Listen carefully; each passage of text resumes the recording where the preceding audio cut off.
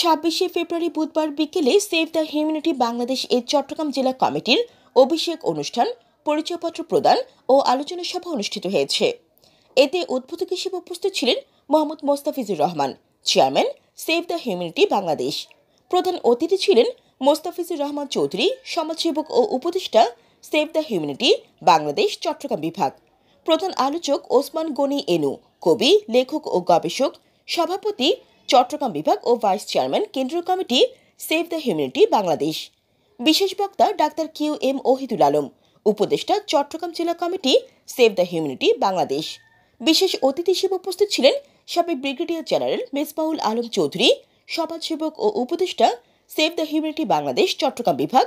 বিশেষ অতিথি সাবেক colonel Mohammad Shawkat Osman PSC, senior সহ সভাপতি, save the humanity Bangladesh Chattogram বিভাগ। বিশেষ অতিথি সাজ্জাদ হোসেন, সমাজসেবক ও চেয়ারম্যান, সাইবক্স ইন্টারন্যাশনাল লিমিটেড। এতে সভাপতিত্ব করেন মোহাম্মদ আবু হেনা চৌধুরী, সভাপতি, save the humanity Bangladesh Chattogram জেলা।